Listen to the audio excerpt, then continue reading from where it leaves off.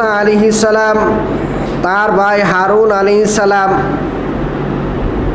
তারা সাগর পাড়ি দিয়ে সিরিয়ার দিকে তারা পাড়ি জমিয়েছিল। সিরিয়াতে পৌঁছে নাই, এর আগে মাঝখানে একটা প্রান্তর ছিল, একটা খালি মাঠ।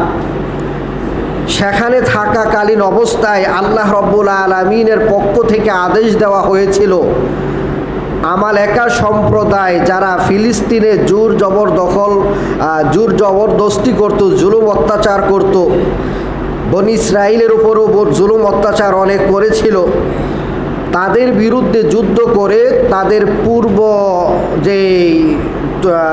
যে এলাকা, এই পূর্বের এলাকা ফিলিস্তিন জয় করার জন্য। কিন্তু বনি ইসরাইল কি করেছিল? যুদ্ধ করেছিল বনি ইসরাইল? না, যুদ্ধ করেনি। তারা বরং মুসা আলাইহিস সালামকে বলেছিল যে যাও তুমি আর তোমার রব গিয়ে যুদ্ধ করো, আমরা এখানে কি বসে আছি।